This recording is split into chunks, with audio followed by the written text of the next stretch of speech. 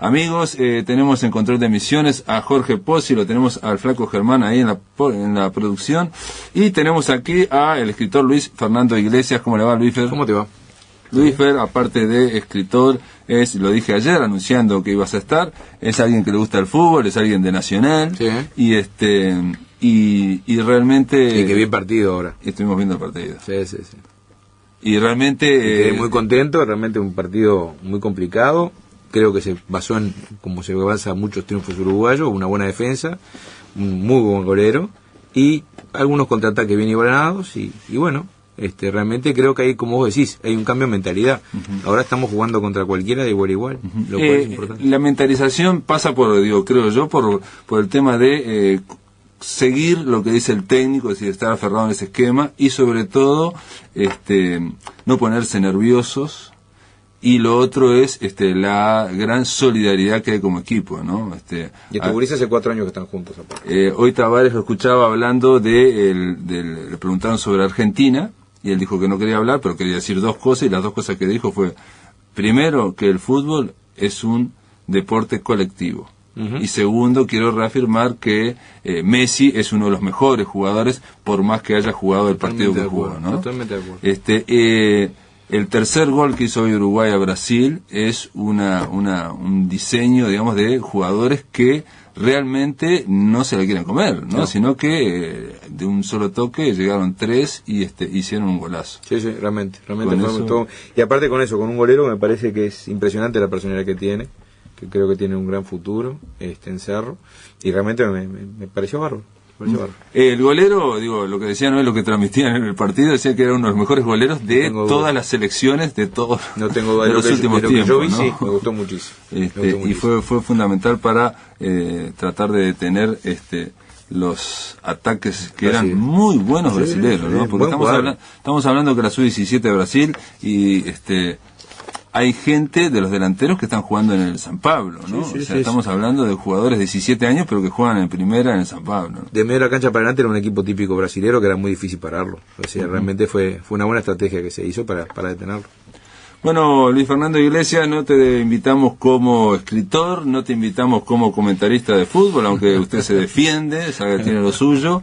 Hay tantos abogados en la palestra que hace uno más, ¿no? Es cierto, como decía, creo que era Wimpy, que decía que no sé si estudiar para abogado y ser locutor, o estudiar para escribano y ser comentarista. Claro, está bien. ¿No? Las dos posibilidades que había. No, Luis lo invitamos como abogado en este caso, y para hablar de los derechos de autor en esto que hemos llamado, el mundo digital, el mundo de Internet, que nos va rodeando y nos va de alguna forma desarrollando. Cada día estamos inmersos en este mundo que, aparte, no es que no se va a quedar aquí, digamos, no tiene este nivel que ha alcanzado Internet, no se queda aquí. No. Esto último que hemos visto avanzar en los últimos 5 años, bueno, se va a seguir acelerando, ¿no? O sea, esto no es un punto, digamos, fijo que va a quedar. Entonces, el derecho de autor, la idea de los libros, no es lo mismo en papel que en digital. Claro. Mira, yo en el 2008 tuve la oportunidad de ir a la ciudad de Córdoba, al Congreso de Derecho Informático y de Nuevas Tecnologías que se hacía, y ahí yo la ponencia que planteé era una que se llamaba, un poco dramáticamente, Agonía de las Formas. Yo creo que hay en general en los productos culturales una agonía de las formas, en el sentido de que muchas de las formas que nosotros recibíamos ese producto cultural están cambiando. La gran revolución fue la era digital, y el primero de los cambios fue nuestros queridos discos de vinilo, que pasaron a ser en determinado momento obsoletos, por más que ahora hay un revival. En la música, la revolución cultural en la el primer cambio fue la música. Yo creo que el primer cambio... Yo escribí una nota para aquel semanario 100, que era cuando se cumplió los 25 años del CD, y yo ahí ponía el punto del cambio total de lo que fueron los envases culturales para los productos culturales. Es decir, cuando se cambió del analógico al digital, cuando el producto pasó a ser un archivo digital que era grabable en un medio y que no perdía, las copias no perdían calidad. Eso fue el primer paso para que después, con el auge de Internet, ya también el CD pasó a estar en crisis, y pasó a ser los archivos digitales que crean las canciones. Esos serían, digamos, el CD, el DVD, serían el soporte. Claro, pues digo, los soportes están, ¿no?, en crisis. O sea, antes, ¿cómo se escuchaba música? ¿En un disco? ¿O en un cassette? En Los Simpsons hay una parte que van a un basurero y entonces está una parte que decía VHS está lleno de no, CD está lleno de DVD y había un lugar vacío diciendo DVD. Claro. O sea, porque eso ya está preparado en el basurero, que ahí también no van a ir, va a haber otra nueva forma. Ahora se ha hecho el auge de bajar películas por internet y no ni siquiera tenerlas o verlas en línea, ni siquiera tenerlas en un soporte. Entonces lo que te quiero decir es, yo creo que ese fue el primer cambio. Entonces todo esto que estamos viendo y que ahora llega al libro, o que lleva hace tiempo, pero que está llegando también a nuestro país, es el cambio de formato, la posibilidad que el digital te da de acceder a algo, la obra, en lugar de estar en un libro, pasa a estar en un archivo que lo incluís en un libro electrónico. Entonces, ese es un nuevo cambio, pero es lo mismo, es más de lo mismo. Y eso genera una gran crisis de lo que de lo que es el derecho autoral y la protección intelectual, de derechos intelectuales, como la concebimos. ¿Por qué? Porque si bien siempre hubo violaciones a los derechos de autor, porque por ejemplo los primeros piratas no fueron los que grabaron un CD o los que bajaron internet, sino los que pasaban de un disco a un cassette. Y los primeros piratas no fueron los que van a copiar un libro electrónico, sino los que fotocopiaban un libro común. Claro. Eso también era forma de piratería. En los 70 me acuerdo que Humberto Eco, digamos, en el año 68, en Apocalíptico Integrado, él pronosticaba, obviamente, en el 68, que el libro se iba a ir desflecando por las fotocopias, porque el auge de la fotocopiadora iba a hacer que se fotocopiaban solo capítulos, y entonces él decía que se iba a debilitar, digamos, de alguna forma, ¿no? Y se equivocó porque en realidad hubo los mismos libros reproducidos por fotocopias, o sea, pero lo que pasa es multiplicación. Claro, pero también nadie podía prever lo que era el fenómeno digital, porque no podía entrar en la cabeza. No existía. Entonces, ahora lo que tenemos es varios derechos que se ponen en tensión. El derecho al acceso a los bienes culturales, con también, o a la información, con también lo que son los derechos de autor. Los dos derechos están consagrados en la Carta de Derechos Humanos, en la Convención del 48, y por lo tanto, digamos que la legislación tiene que respetar ambos, y tiene que intentar respetar ambos. ¿El derecho de autor está está dentro de la Convención del 48? ¿No? Sí, por eso lo dicen en Agado, es un derecho humano. Entonces, hay una cosa que es cierta, que es, tenemos que ver cómo se protege el derecho del autor, hasta por un fin práctico, para que existan autores y para que existan creadores, porque si el creador, yo saco por ejemplo el día de mañana un libro o grabo un disco y tú lo agarrás y mañana lo vendés a nombre tuyo, o por ejemplo agarrás mi libro, lo rehacés y lo vendés como si fuera tuyo, o yo no recibo ni un peso, probablemente trate de buscar otras actividades que me puedan hacer ganar la vida de otra forma, y ahí se va a producir una crisis, digamos, de determinadas industrias. Del otro lado, ¿qué es lo que te dicen? Los bienes culturales tienen que ser de libre acceso o de la mayor cantidad de libre acceso a la población, porque ningún autor es libre por sí mismo, sino que adquirió sus conocimientos de la sociedad y tiene que revertirlo nuevamente. Pero bueno, está bárbaro. Luis Eduardo Aute, yo lo entrevisté y él decía que, digamos, si bien él está fascinado con Internet y plantea, digamos, como que en parte es una utopía anarquista, en fin, toda esa historia, él, en su postura, suscribió una ley que hay ahora en España contra la piratería. Y lo que planteaba él era esto, que lo mismo que estás diciendo vos, si dijeras que todo el mundo va a tener mi música gratuitamente, bueno, vamos, los artistas igual tendrían que ganar algo, pero el tema de que hay un intermediario que gana. El tema dice que por más que uno baje de internet, hay alguien que está ganando y que a mí no me da un peso, y el tema es ese. Los sitios de intercambio de archivos puerto a puerto son sitios que terminan teniendo una gran cotización, muchos de ellos, y que se terminan vendiendo. Sí, aparte tienen publicidad. Algunos de ellos tienen publicidad, tienen, claro. En realidad, no solamente lo de puerto a puerto, sino para bajar de los grandes servidores, ¿no? Es decir, te ponen los enlaces. Exacto. Y uno baja las películas, pero ahí también hay publicidad. Totalmente. Y ellos cobran, lo está ocurriendo con Taringa ahora en Argentina. Que acaba de ser condenado los irresponsables de Taringa en una sentencia que les obligó a bajar determinados, y que ahora solo se puede entrar por suscripción, creo. No, y tuvieron que pagar una multa. Ahora, ellos lo que decían también era una cosa, es cierta, que ellos no albergaban ni una sola película, ni un solo disco, ni un solo libro, que en realidad fue por los libros que le hicieron el juicio. ¿Pero sabes cuál es el argumento ahí?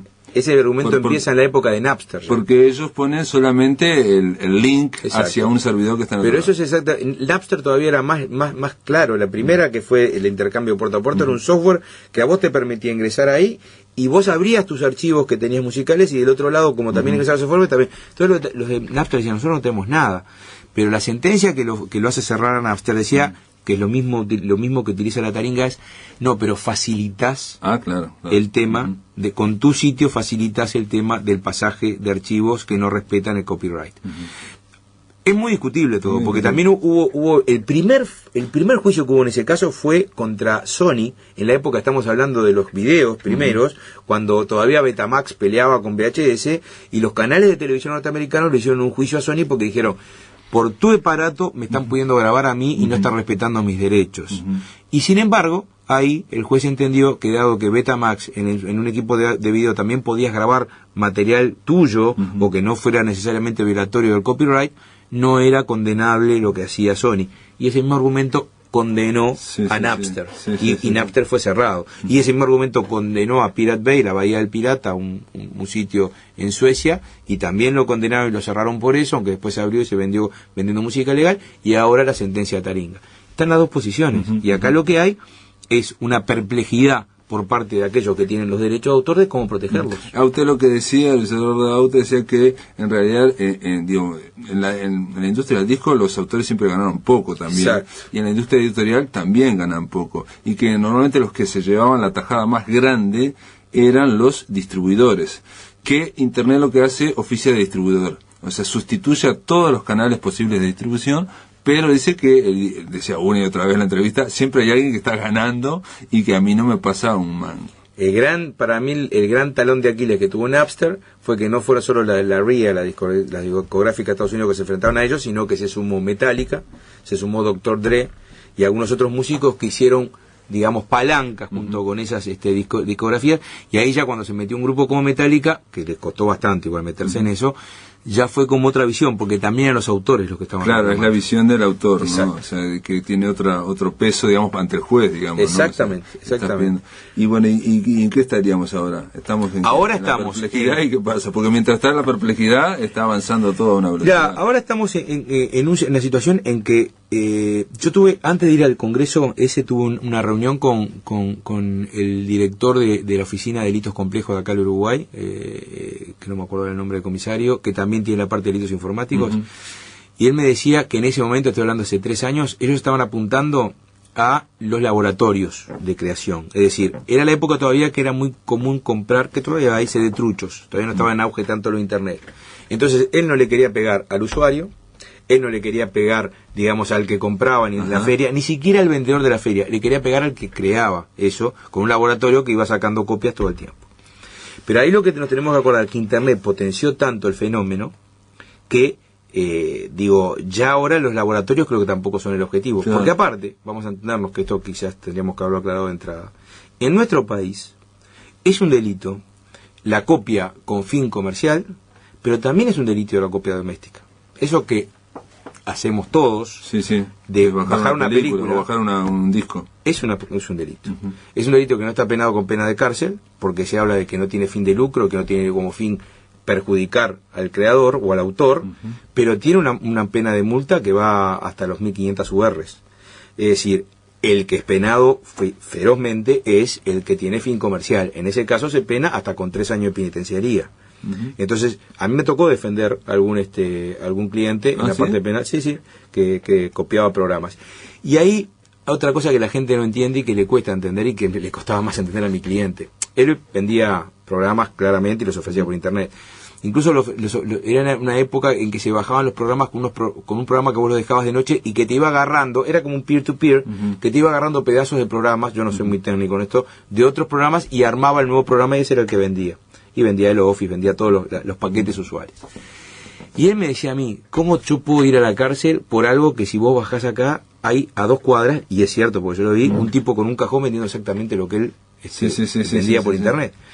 Lo que pasa es que son delitos que se persiguen a iniciativa de parte. Es decir, si Microsoft, vos mañana copiás y yo copio, pero Microsoft te inicia una demanda a vos, yo zafé. Claro. Pero estamos cometiendo el mismo delito, solo que en un caso no ha sido perseguido. Y Microsoft no va a atacar, por ejemplo, a alguien que está con un taburete ahí en 18 de julio.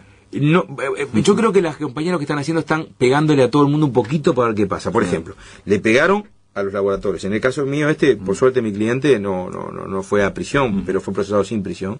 Pero digo, primero fue a los laboratorios, después también a las ferias, porque viste que la policía hizo muchas requisas. Ajá. E incluso, en Uruguay creo que no, pero en Argentina, y particularmente en Estados Unidos, le cayeron a los usuarios.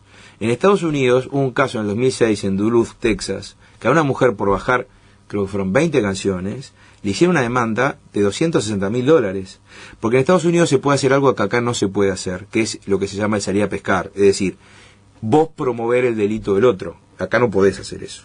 Eso me lo explica el comisario. Yo no puedo venir a vos y decirte, me vendés una cosa ilegal y después procesarte por eso. En Estados Unidos, ¿qué hicieron? Los agentes que representaban a las discográficas se metieron en Emule o en alguno de esos y vieron una mujer que le ofrecieron archivos, la mujer bajó 10 o 15, le ofrecieron, no, abrieron su archivo, la mujer bajó 10 o 15 y después la demandaron. En la gran mayoría, la gente transa y dice, mira, vos bajaste 10 canciones, son $200 por canción, pagame $2.000. Esta mujer no transó. Y entonces le hizo una demanda y terminó condenada en primera instancia, yo después no seguí el juicio, como en $260.000, cosa que ella no podía pagar en toda su vida. Sí. Y en Argentina, también hace un par de años o 3 años, le cayeron, sobre todo en el sur, a varios casas que sabía que estaban bajando, que lo tenían ubicado por el IPEP, y también, después de transacciones, llegaron a una multa que tuvieron que pagar los mismos. O sea que yo creo que están probando a quién le cae. Hay un hecho que es más fuerte, que hay algunos que siguen esa teoría de que es que los gobiernos puedan cerrar por pedido de alguien los sitios en Internet y todo eso, que va contra la filosofía de Internet. Pero bueno, esa es otra. Digamos que se están probando todas las formas de ver cómo se puede controlar. Yo particularmente creo que todo esto va a ir a una gran negociación final para ver en qué queda el derecho de autor. Ya hay nuevas formas de protección que no son las tradicionales, está el Creative Commons, está el Creative Barcode, que son sistemas, por ejemplo, si uno abre una página de una persona en Wikipedia, porque no se puede abrir la página de uno mismo, sino de otra persona, va a ver que dice que esa página está protegida por Creative Commons, que cuando vos entras a eso, accedes a determinadas condiciones de no reutilizar los datos para determinados fines, y bueno, supuestamente habría una protección así. ¿Qué va a pasar? Yo no lo tengo claro. Yo creo que el derecho de autor va a tener que buscar algunas otras formas de ganancia, particularmente la música ya lo hizo. Actualmente es mucho más importante las giras de los grupos que lo que ganan por discos, porque se está vendiendo muy poco. Y también Internet ha sido una formidable forma de promoción. Entonces, para los grupos poco conocidos, han tratado de difundir su trabajo más allá de la ganancia, y ha habido casos de estudio, como el de Radiohead, que hizo, puso un disco durante 2 meses y decía, usted pague lo que usted considere correcto. Sí, tipo donación. Exacto. Bueno, Luis Fernando Iglesias, gracias por estar acá en la máquina de pensar. Lo que es claro es que esto recién empieza. Recién empieza, exacto. Sí. Bueno, después de la pausa continuamos en la máquina de pensar. En el aire de Radio Uruguay, la máquina de pensar. Ustedes saben que la Casa de los Escritores del Uruguay cumple 8 años. Ayer comenzó el solsticio de invierno, estuvo ayer, va a estar hoy y va a estar mañana. A partir de las 20 horas, si ustedes van ahí a San José y Yaguarón, van a asistir a un espectáculo en el cual va a haber más de 90 artistas, en su mayoría escritores, pero también hay músicos, hay bailarines.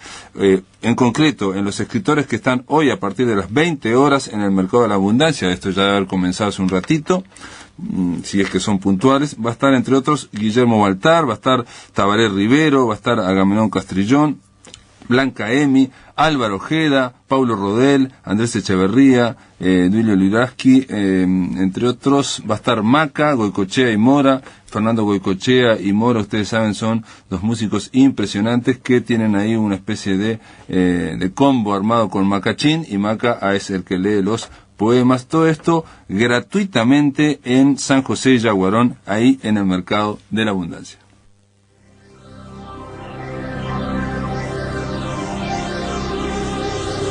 A un clic de la LEF.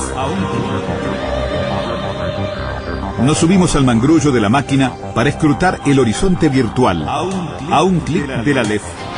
Fernando da Rosa nos invita a buscar nexos, vínculos y cruces entre la cultura, las tecnologías y la comunicación. A un clic de la LEF.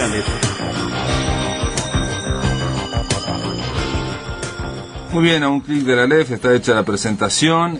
Fernando da Rosa, ¿cómo andás? Bien, un gusto estar acá nuevamente contigo. ¿Qué nos traes en este espacio de comunicación, de cultura y de tecnología? Mira, hoy vamos a hablar un poco de los sistemas automáticos de traducción y vamos a hablar también de los sistemas no automáticos de traducción. Y para unirlo el no automático lo conozco. Sí, y para unirlo un poco a las características del programa vamos a hablar de un poeta checo que fue muy bien traducido por una poeta uruguaya llamada Teresa Ami, que tú seguramente la conoces. Sí, la conozco, Teresa. Y bueno, y vamos a escuchar una grabación en español de ese poema leído por Teresa Ami y la misma versión leído en checo, ¿no? Para tener un ejemplo de cómo funciona bien la traducción no automática. Hice algunas pruebas de traducción automática de ese poema, pero no las traje porque eran verdaderamente lamentables. Eso te iba a decir. ¿Qué ocurre? La traducción automática, cuando hablamos de traducción automática, que es eso que te ofrece Google, de que claro, una página te la traduce así. Google es uno de los sistemas de traducción automática. Pero el tema de la traducción automática nace... se empezó a plantear teóricamente desde el 1629. René Descartes fue uno de los primeros que habló del tema. Y en el año 46 se entró a proponer el tema de utilizar computadoras digitales para la traducción. Pero recién se hizo un experimento práctico en la década del 50, un experimento en la Universidad de Georgetown, en el año 1954, que era traducir del ruso al inglés. Por supuesto que en esa época las computadoras eran muy primitivas comparadas con las que hay hoy en día y la programación se hacía con cables que se conectaban, era muy difícil de hacer, lo cual implicaba que ni hablar de utilizar lo que se llama la fuerza bruta en computación para traducir, ¿no? Sino que lo que se hacían eran algoritmos muy complicados de traducción. Pero ahí empezaron a surgir los primeros sistemas. El primer sistema, digamos, relativamente bueno y que hoy en día sigue siendo uno de los mejores es el Sistran, que se basó justamente en esos trabajos de la Universidad de Georgetown y se utilizó cuando el proyecto Apolo-Soyuz de la NASA, entre los años 74 y 75, se utilizó ese sistema para tratar de comunicarse entre ellos. Claro, ese sistema, en realidad el primer sistema traducía del inglés al ruso. Ahora una pregunta, esos sistemas, por lo menos lo que yo conozco de Google, en general no te traducen, a veces se les escapa el sentido de la lengua, digamos, porque te traducen casi palabra por palabra, pero todos sabemos que cada lengua arma sus frases de una forma distinta y genera otros sentidos. Claro, exactamente. Hay sistemas de traducción automática, hay muchos sistemas distintos de traducción automática. Ajá. Un sistema se puede basar justamente en la utilización de algoritmos buscando la forma en que se estructura el idioma, desestructurándolo y estructurándolo nuevo. Pueden ser pares, que traduce de un idioma a otro y nada más, o puede ser utilizando lo que se llama una interlingua, una lengua intermedia entre el idioma de origen y el idioma final. Que en eso hay un dato muy interesante. En Alemania están trabajando para hacer un sistema de traducción de 10 o 15 idiomas a otros 10 o 15 idiomas usando como interlingua, fíjate qué interesante, el Aymara. O sea que yo lo leí eso hace como 15 años, ¿no? Sí. De que se hablaba de que el Aymara o el Aymara era una lengua muy como sencilla, básica, pero que era fácilmente traducible a distintos idiomas. Exacto. Pero leí el artículo, pero no sabía que habían seguido. Pero los alemanes estudiaron mucho el Aymara, justamente por ese tema, porque es una lengua que tiene una estructura muy lógica y además tiene una lógica trivalente. A diferencia de la mayoría de las lenguas donde lo más importante es el no o el sí, el verdadero o el falso, ellos tienen una lógica trivalente que se adapta muy bien para hacer una traducción de un idioma a otro y después al siguiente, ¿no? Y eso es uno de los pocos sistemas que se está trabajando que no es de pares, sino que es utilizando una lengua intermedia. A nivel de los sistemas de pares, vos tenés los basados en algoritmos, que es lo más utilizado hoy en día, pero se está empezando a incorporar ahora, recientemente, y Google también lo está haciendo, está trabajando en eso, sistemas basados en lo que se llaman corpus lingüísticos. Se trabaja, por ejemplo, una de las cosas que se está haciendo ahora en Europa, con Sistran, le incorporaron un módulo que toma todas las traducciones del Parlamento Europeo. ¿Qué pasa? Todas las sesiones del Parlamento Europeo se traducen a todas las lenguas del Parlamento Europeo por traductores de nivel. Sí. Como se toma todo ese corpus de traducciones y se analiza con la computadora. Eso es lo que se llama utilizar la fuerza bruta. Entonces, cuando tú escribís algo en español o en inglés o en alemán, buscan en esa base de datos y si encuentran la traducción exacta te la despliegan. Entonces ahí ya no existe ese problema de que quede muy raro en cuanto a sintaxis. Porque ahí la computadora de alguna forma está aprendiendo o está almacenando todo lo que los seres humanos especializados hicieron. Claro. Entonces de alguna forma esa computadora sabe, cada día sabe un poco más. Claro, y fíjate que Google ahora incorporó en su sistema 200 billones de palabras de las Naciones Unidas que están traducidas, palabras quiere decir frases, ¿no? Textos completos, traducidos a múltiples idiomas. Y eso lo va a incorporar a su base de datos para facilitar la traducción. O sea que va a llegar un momento, no muy lejano, en que la traducción va a ser muy buena. A nivel de entender el significado y ver una sintaxis correcta. Yo no creo que se logre traducir poesía, por ejemplo. Pues ahí estamos en otro extremo, donde la capacidad poética del traductor es realmente importante. Sí, por eso traje también el ejemplo de Skazzel, que me gustaría que lo oyéramos ahora. Podríamos oír primero la versión en español, leída por Teresa Ami, de un poema que se llama El Espinel Nocturno. El espinel nocturno. Atrapado por la boca como un pez al espinel nocturno, espero que vengan al amanecer los pescadores a buscar las líneas tendidas como trampas en la hierba. Larga de todas las noches, la más larga de las noches.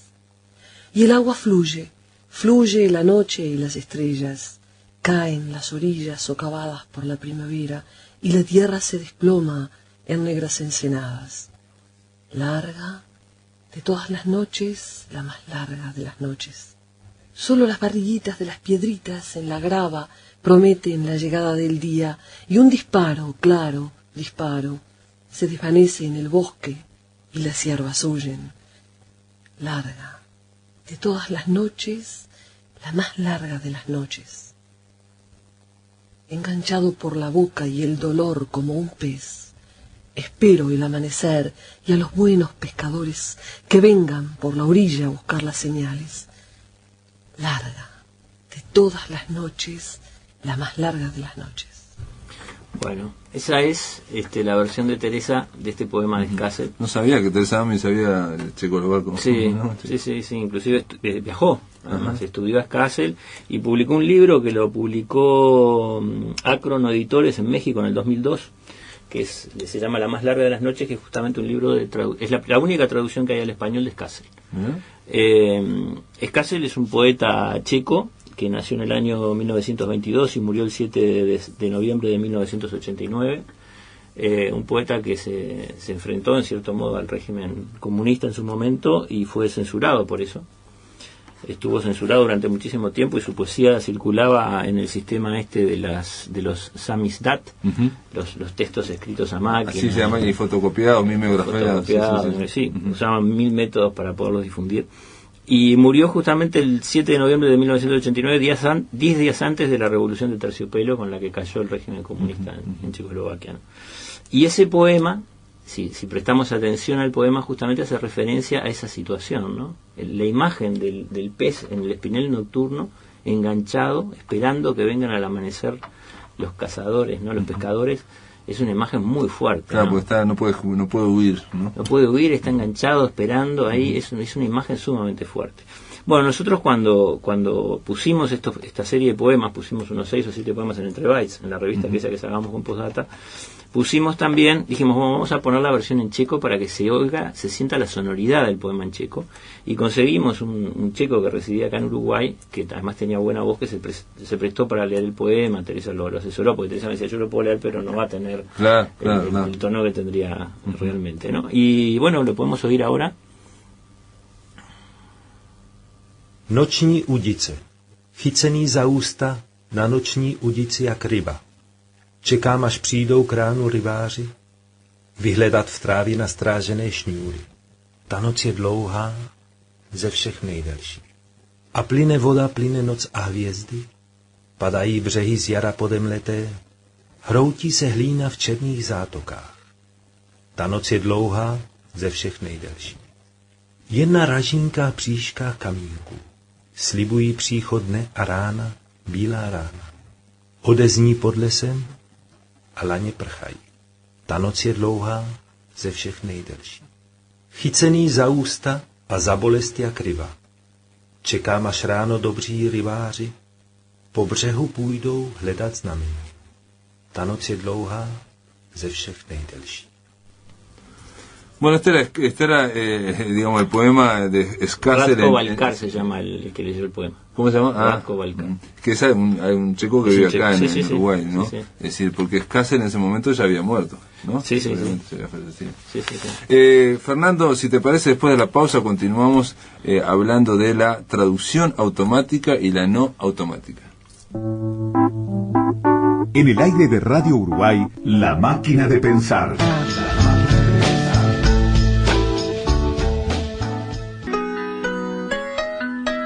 Si querés volver a escuchar charlas, entrevistas o columnas, ingresa a piensamáquina.blogspot.com y bienvenido al corazón de las palabras. Continuamos aquí en La Máquina de Pensar, en el espacio A un clic de la Aleph con Fernando da Rosa. Fernando, estábamos hablando de la traducción y bueno, escuchamos este poeta checo que vos publicaste en la revista digital aquella Entre Bytes. Sí. Y bueno, ahí tenemos dos extremos, ¿no? Un extremo es el extremo de la obra traducida por alguien que maneja también la poesía y que puede darle sentido y puede imbuirse de lo que es el sentido y lograr recuperar la estructura del poema, ¿no?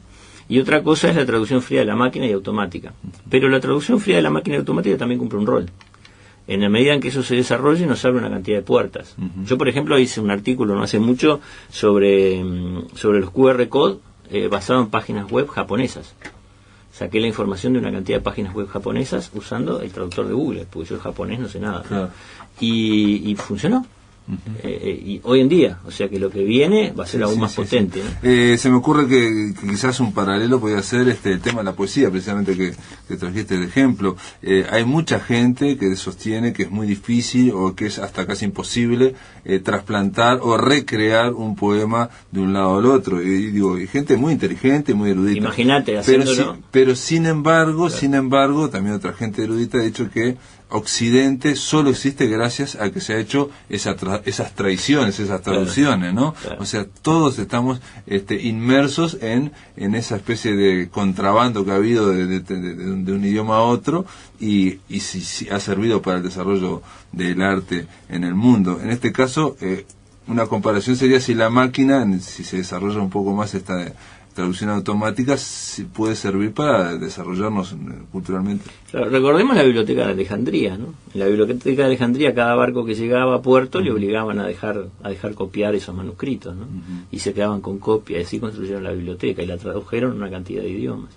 Y mucho de lo que pasó en Europa a la salida de la Edad Media y antes de la Edad Media se basaron durante muchísimo tiempo en las traducciones de esos textos claro. griegos. Las copias, claro. Yo creo que una cosa, por supuesto que un poema nunca es igual que en el idioma original, por mejor traducción que se haga, pero los recursos digitales nos brindan también esta posibilidad de oírlo en el idioma nuestro y oírlo en el idioma original y ver la sonoridad del idioma original. Esas son cosas que también son importantes. No, y aparte, en el caso de que se desarrolle la traducción automática, esto es como romper puentes como crear puentes o romper compartimentos estancos, no solo en el caso que pusiste vos, un uruguayo que está aquí, que es informático, que logra entrar o acceder a información en japonés. Claro. ¿Qué pasa con las literaturas de Bielorrusia o de Eslovenia o de países que en realidad no son de otra galaxia?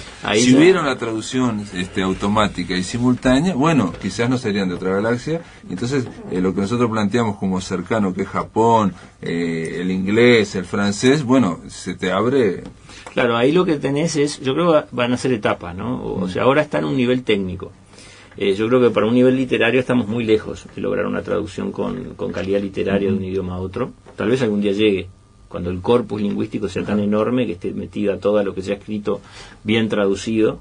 Siempre hay un hombre detrás, el que hace el programa y el que hace la traducción bien hecha, que significa que llena esa base de datos. Es como el tema del ajedrez. Yo me acuerdo que hace 10 años o más decían, una computadora jamás va a vencer a un gran maestro y a un campeón mundial, hasta que ocurrió. Y fue con fuerza bruta, justamente. Claro, fuerza bruta con toda la acumulación de todas las jugadas que habían hecho. Claro, y análisis, ¿no? Y velocidad de análisis.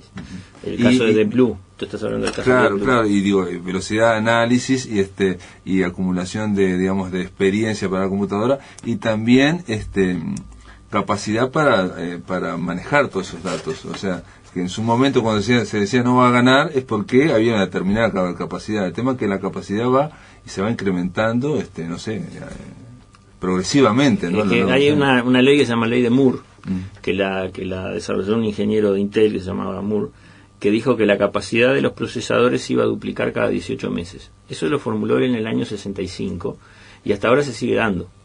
Porque la industria además se lo tomó como un desafío, seguir produciéndolo. Y eso es impresionante, ¿no? O sea, la leyenda del ajedrez se basa justamente en eso. Dice que el que inventó el ajedrez pidió como premio un grano de trigo por el primer casillero, 2 por el segundo, 4 por el tercero, así sucesivamente, y se descubrieron que era imposible, no había grano en todo el mundo para cumplir la cantidad de granos que tenían que darle de acuerdo al último casillero. Bueno, eso está pasando hoy en día con los procesadores de las computadoras. Así que imagínate, cada 18 meses tenemos el doble de transistores en el procesador, lo cual implica muchísima más velocidad, muchísima más capacidad de cálculo y demás, por el mismo precio. Eso implica además que las máquinas viejas no valen nada, las máquinas nuevas son cada vez más potentes. Eso implica que los casos de estos de fuerza bruta, de traducción simultánea y otro tipo de cosas van a ser cada vez más fáciles. Ya hoy en día han mejorado muchísimo los programas a los cuales tú les hablas y escriben, ¿no? Hay varios ejemplos a nivel comercial y están mejorando. Va a llegar un momento que van a andar muy bien y tú no vas a teclear si querés, pero si no querés le vas a hablar a la computadora y te va a imprimir el texto y te lo va a trasladar, ¿no? Yo acá hay un compañero que conozco que lo usa, pero lo usa no para no tipear, o digamos, no para no escribir, sino para baja películas para poner el subtitulado, o sea, para no tener que tipear el subtitulado, ¿no? O sea, la escucha en inglés y la dice en castellano, y así va haciendo el subtitulado. Sí, ese tipo de cosas se están dando, y bueno, el mundo no solo se está achicando gracias a Internet, por la facilidad de conexión que hay, sino que se está achicando también por la facilidad que hay de transformar los idiomas, ¿no? De conectarnos entre los idiomas. En Second Life, por ejemplo, también hay un traductor online, y vos te vas a China. Ahora, yo quiero contar que también tengo una experiencia que bajé, conseguí el programa para no tipear, ¿no? Para poderle hablar a la computadora. Primero que es sorprendente el impacto que te causa hablar, y bueno, que escribe y que te va aprendiendo. Ahora, el tema es que a la computadora, al programa hay que entrenarlo, hay que leer cosas que haya escrito uno y irlas corrigiendo, pero también se corrigen verbalmente, ¿no? Todavía están verdes, pero es como todo, con el tiempo. Sí, es lo que llamás vos eso de fuerza bruta, en la medida que el programa va acumulando, va avanzando, va haciéndolo más rápido, ¿no? Pero en general no se equivoca, digamos, ¿no? Lo que sí te obliga, por lo menos el que tengo yo, a hablar lentamente, ¿no? Y esto también abre toda una perspectiva para lo que estaban hablando ustedes antes sobre el tema de derechos de autor, ¿no? Si yo agarro un texto en japonés, lo traduzco al español, y el japonés que lo va a andar buscando en Uruguay, ¿no? O sea, se está dando una cosa, y en Google es muy fácil encontrar el plagio cuando vos lo buscas en el mismo idioma, pero cuando lo buscas en otro es muy difícil. Hoy me hablaron precisamente, fui a una universidad, estuve en una universidad privada, y hablando con unos docentes, me decían, claro, el tema de que ellos están como obsesionados de que los estudiantes no copien, no peguen, no recorten y peguen de internet, y que había un programa que se llama ScanPlug, que es para escanear y el plagio, digamos. Claro, ¿no? pero en tu idioma. Anda a buscar en japonés o en árabe o en ruso. Claro. No, bueno, pero por supuesto que va a llegar un momento que también se va a poder buscar, pero estamos en un momento, yo creo que se están abriendo fronteras, ¿no? Se están pasando fronteras en base al gran desarrollo que está teniendo la tecnología, y el tema del idioma es una de las fronteras que se está empezando a, además de la frontera de los derechos de autor, que puede tener sus discrepancias, algunos pueden tener sus discrepancias, la frontera de los idiomas es una frontera buena para que en algunos puntos se empiece a fracturar, ¿no? Porque eso hace que se comprenda más y que uno se ponga más en el lugar del otro. Claro, toda la capacidad de comunicación, decía la actual viceministra, ¿no? Cuando era presidenta de Antel, decía que cada vez se van encontrando nuevas formas de comunicación humana pero lo que está claro es que hasta ahora no se ha satisfecho la comunicación humana, ¿no? Cada nueva forma no desplaza a las anteriores, sino que se va sumando, se va agregando y las cambia, otras, ¿no? Suma y las cambia. ¿Qué quiere decir que las cambia? Y cuando apareció la fotografía cambió la pintura. Cuando Nadal empezó a hacer su fotografía, los pintores franceses dijeron, bueno, vamos a volvernos impresionistas, ¿no? La televisión cambió el cine, se vino el cinemascope, el cine cambió el teatro. Claro. ¿No? Cada nuevo medio no sustituye al otro, pero lo cambia. Incluso se va generalmente permaneciendo. Decía la ingeniera María Simón que ella creía que salvo el telex que había aparecido, que como que no se usaba, hasta el fax, todo eso que en su momento parecía que iba a estar de modé, se continúa usando. O sea, cada uno va agregando y va permaneciendo. Entonces la comunicación humana parece no tener límites hasta ahora. Entonces si se puede derrumbar el tema del idioma, sería un salto impresionante.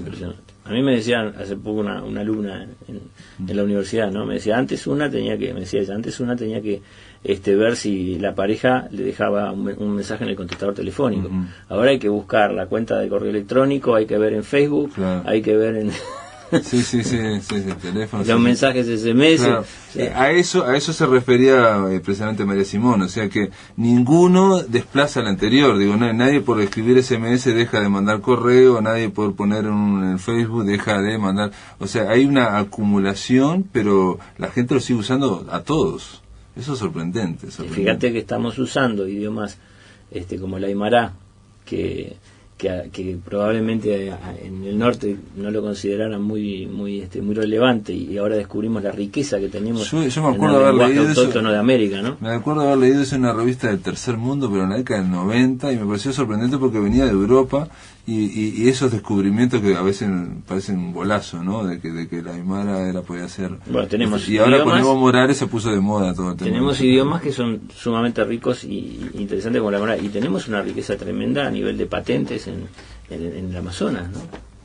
¿Cuántos medicamentos han salido de la selva amazónica? Y a veces nos olvidamos de eso. Ahora, también hoy me decían estos docentes que eso puede generar, bueno, pero obviamente todo cambio puede generar, tiene sus lados positivos y negativos. Había una estudiante que se le había acercado y le había dicho, estas docentes eran de narrativa y de arte. Sí, había un libro que si hubiera escrito un libro sobre arte para diferenciar el plagio de lo auténtico, ¿no? Un libro así. Entonces ella dijo, no hay un libro así. Entonces se enojó, porque está esa idea de que, bueno, yo lo busco en Google y tiene que haber, así ya no tengo que hacer el trabajo, ¿no? O es esa idea de que alguien debe haberlo pensado, alguien experto, entonces yo voy a ver el resumen, ¿no? Esa idea se está instalada también, ¿no? Y hace trabajar un poco. Bueno, Fernando, redondeamos por acá el tema de la traducción y la automática y la no automática, ¿no? Por suerte también ninguna de estas dos, la automática no va a desplazar a la otra, ni viceversa. No, yo no creo. En ese sentido, no creo. Lo que planteas del Parlamento Europeo, estoy pensando, va a haber gente que traduciendo, cuando es muy importante, de la misma forma el Parlamento Europeo